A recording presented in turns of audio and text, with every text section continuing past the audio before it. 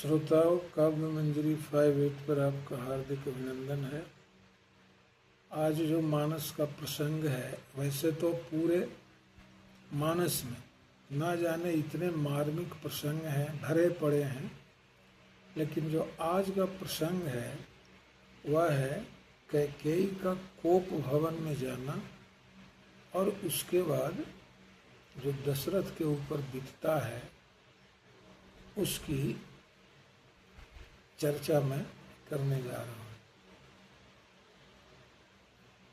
कोप भवन सुनी सके छेउराऊ,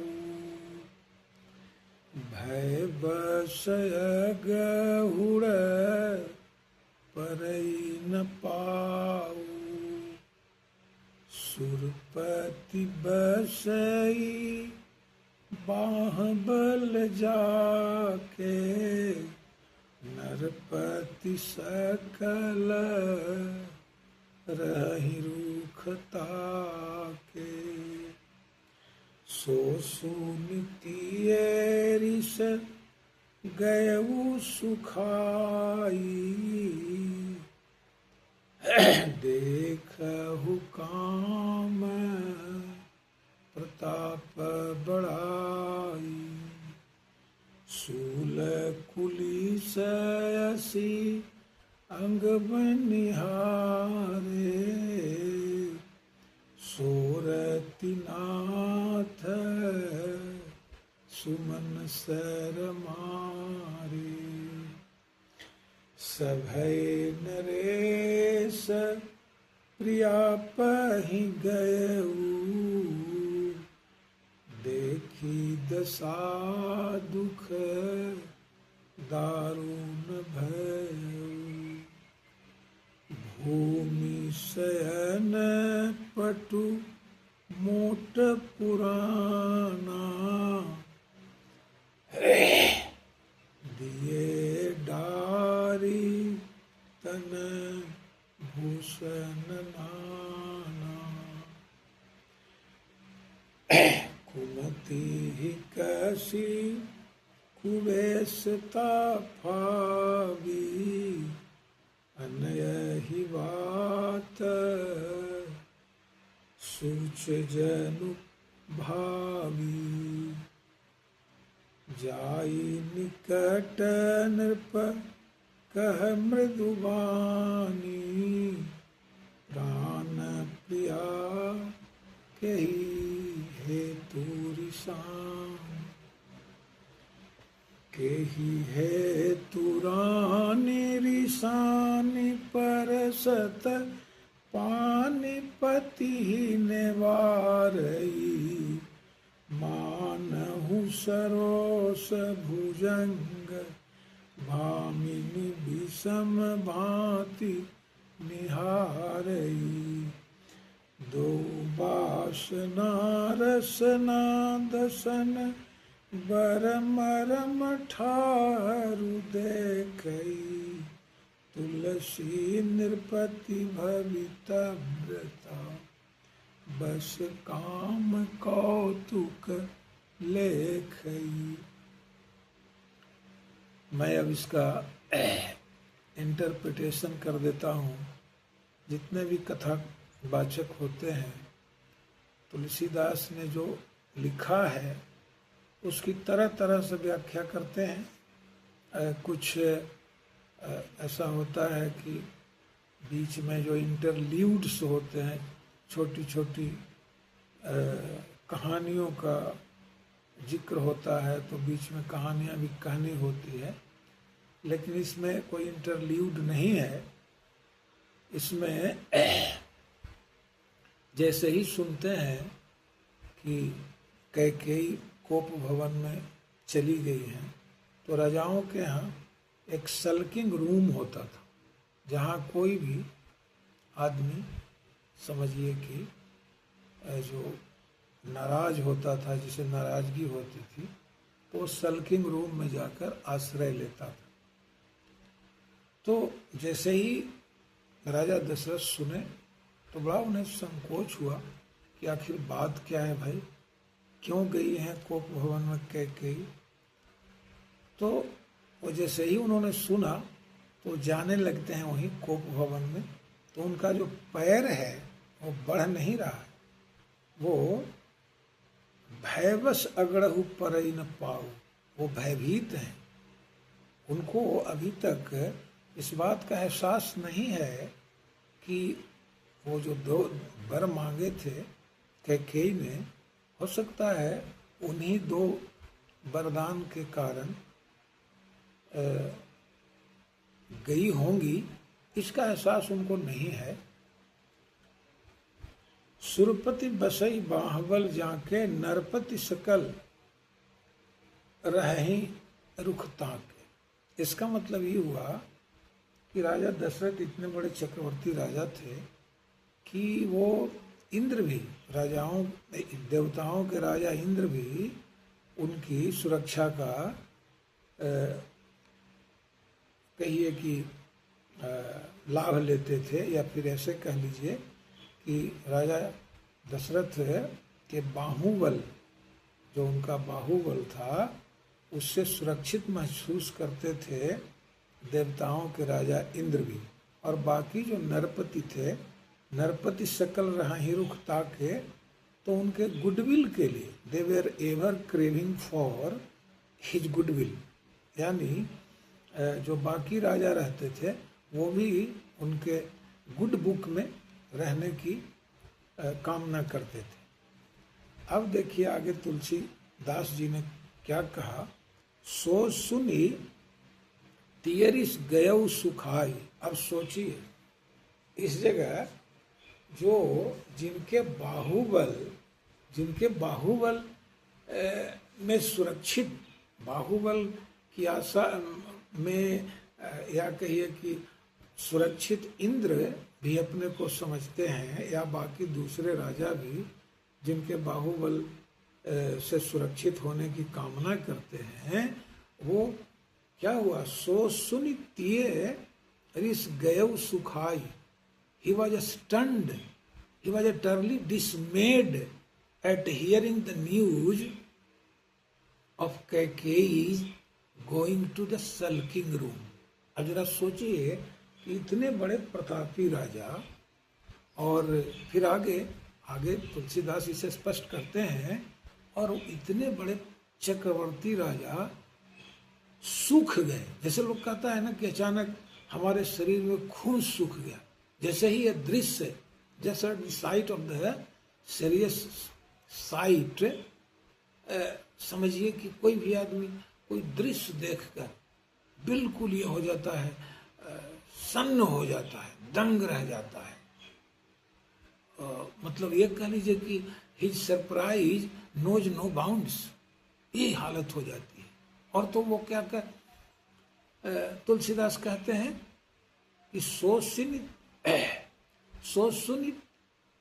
तियरिस गयउ सुखाई, मतलब अपनी पत्नी की नाराजगी सुनकर वो सूख गए, बिल्कुल सन्न रह गए। देखहु काम प्रताप बढ़ाई। अब तुलसीदास कहते हैं कि जो कंजुगल ब्लिस होता है, जो वैवाहिक जीवन होता है, वो वैवाहिक जीवन की जो ये होती है, अवस्था होती है, उसको याद करते हैं। ये दशरथ याद करते हैं, देखो काम प्रताप बढ़ाए। मतलब ये जो ये है, जो कहिए कि जो मतलब माइटी पावर ऑफ कंजुगल, ये है जो लव है, मतलब है कंजुगल ब्लिस है, जो वैवाहिक जीवन का जो प्रेम है, आनंद है, उसको याद करके वो क्या करते हैं, आगे क्या कहते हैं तुलसीदास जी, सूल कुलिसे सियंग बनिहारे तेरति नाथ सुमनसर मारे। अब जरा देखिए, जो सूल मतलब आप समझ लीजिए कि भाला त्रिशूल का जो वार सह लेता हो, कुलिस यानी जो थंडरबोल्ट वज्रपात का भी जो वार सह ले, असी मतलब तलवार की धार का वार भी सह ले, तेरतिनाथ सुमन सर मारे। अभी Tulsidas came to the conclusion, whatever he was previously saying, he concluded। अब तक उन्होंने जो कुछ कहा कि क्यों भयवश उनके पैर नहीं बढ़ रहे थे, या फिर वो सन्न हो गए, सूख गए। ध्यान दीजिए, इतने बड़े प्रतापी राजा क्यों सूख गए। इसी जगह तुलसीदास हैज कंक्लूडेड, सूल कुलिस असियंग बनिहारे, तेरतिनाथ सुमनसर मारे। जो इन तमाम हथियारों का भाला बर्छा जो वज्रपात का वार सह लेता है, उसको भी ये जो कामदेव का जो बाण है, तेरतिनाथ, रतिनाथ कामदेव, रति का पति, तेरतिनाथ सुमनसर मारे, उसको भी कामदेव फूलों के बाण से घायल कर देते हैं। तो कामदेव की जो ये है बड़ाई, या कामदेव का जो प्रताप है, हाँ, Cupid, God of love, Cupid, God of cupidity. तो यहाँ पर वो कंक्लूड करते हैं तुलसीदास। अब आगे सुनिए क्या कहते हैं। कहते हैं कि सभय नरेश प्रिया पही गए, बड़ा डरते डरते जा रहे हैं, प्रिया पही गए, जाते हैं वहां, और देख दशा दुख दारुण भयो। उनकी दशा देखकर कोप भवन में इतना दुख होता है दशरथ जी को। क्यों होता है? भूमि शयन पटु मोट पुराना। वो एक तो की जमीन पर लेटी हुई है, दूसरे में एक मोटा कपड़ा बिछाई हुई है, जिसे अब राज दरबार है तो वहाँ तो नहीं रहता होगा, लेकिन ये जिसे हम लोग गेंदरा या गोंदरा कहते हैं, मोटा कपड़ा का बना होता है, और वो कहीं जमीन पर बिछाने उछाने के काम में आता है। कहीं आप वैसी जगह जहाँ धूल वगैरह हो तो वहाँ लोग उसको बिछा देता है ताकि उसकी सफाई हो सके। वहाँ गद्दा तो सब तो आप नहीं बिछा सकते। और क्या देखते हैं?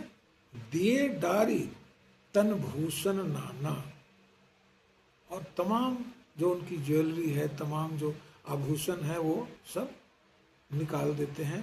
डारी मतलब कह लीजिए कि गिरा देना, हाँ, सब इधर उधर तितर बितर हैं। कुमत ही कहते हैं कि जाय निकट निव कह मृदुवानी, प्राण प्रिया के ही हेतु रिशानी। निकट जाकर पूछते हैं कि हे प्राण प्रिय, तुम बताओ कि भाई आपकी नाराजगी का क्या कारण है? कम से कम मुझे जानकारी तो हो कि आप क्यों इतनी नाराज हैं। अब देखिए आगे जो ये छंद है, हरि गीतिका छंद है, उसमें तुलसीदास कहते हैं कई हेतु रानी रिसानी परस पानीपति ही निवारे। अब बहुत ही आहिस्ते, बहुत ही धीरे सहलाते हुए उन्होंने अपना हाथ कैकेयी के ऊपर रखते हैं। मानहु सरोस भुवंग भामनि विषम भांत निहारे। लेकिन वो जब देखती हैं कैकेयी दशरथ जी की तरफ, तो कैसे देख रही हैं कि मानो कोई सांप, जस्ट लाइक ए सरपेंट। और वो ऐसा कहा जाता है कि सांप की जो जीभ होती है वो बीच में कटी होती है, मतलब दो भाग में बाइफरकेटेड होता है। तो उनको देख रही हैं कैकेयी, तो लग रहा है कि कोई सांप है जो अपनी दोनों फैंग्स, दोनों दांत दिखा रहे हैं। वो दोनों दांत कौन है? वही वरदान वाले दांत, जो 2 वरदान दिए हुए हैं वो दिखा रहे हैं। और जीभ जो फटी हुई है, कटी हुई रहती है सांप की, वो जीभ जो है, वो बाइफरकेटेड जीभ है, वो लपलपा रही है, ऐसे उनको लग रहा है। और फिर तुलसीदास इस जगह कहते हैं कि मानहु सरोस भुअंग भामिन विषम भांति निहारी। मतलब सरोस का मतलब हुआ नाराजगी के साथ विथ हैंगर, विथ कहिए कि extreme rage, she was so much enraged. तो वो कहते हैं कि मानहु सरोस भुअंग भामिन विषम भांति निहारी, कुछ अलग ही ढंग से विषम भांति, मतलब बड़े ही डरावनी, ऐसे कह लीजिए कि आज है कैकेयी जिस तरह से देख रही हैं वो बड़ी डरावनी ये है, जो उनकी नजरें हैं वो बड़ी डरावनी आज लग रही है।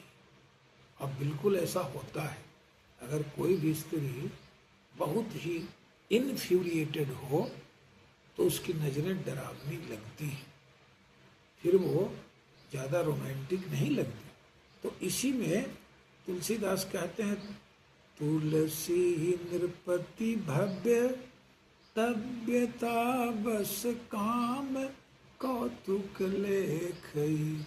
इस पर तुलसीदास जी कहिए कि एक व्यंग करते हैं दशरथ जी के ऊपर कि इतनी जो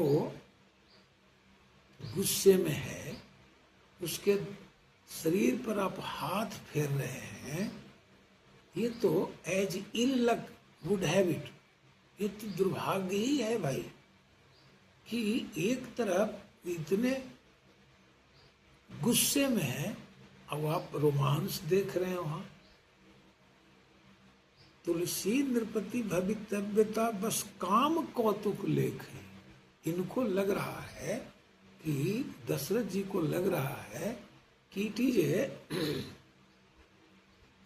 sport of love, it is a sport of love. तो आपको स्पोर्ट ऑफ लव इसमें दिख रहा है।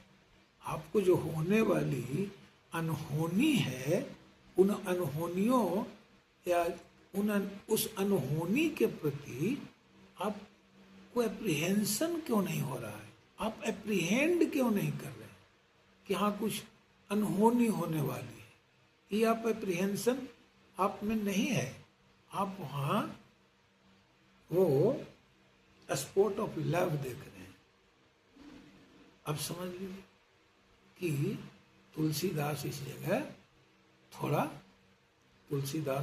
थोड़ा व्यंग करते हैं दशरथ जी के ऊपर, या फिर ऐसे कह लीजिए कि पूरी मानव जाति पर ही व्यंग है कि आदमी अनहोनी को, अनिष्ट को एप्रीहेंड नहीं करता है और वो वही काम कौतुक लेख है।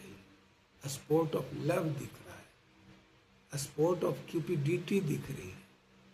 तो आज मैं इस प्रसंग की चर्चा की है, इसी प्रसंग को कल से आगे बढ़ाऊंगा।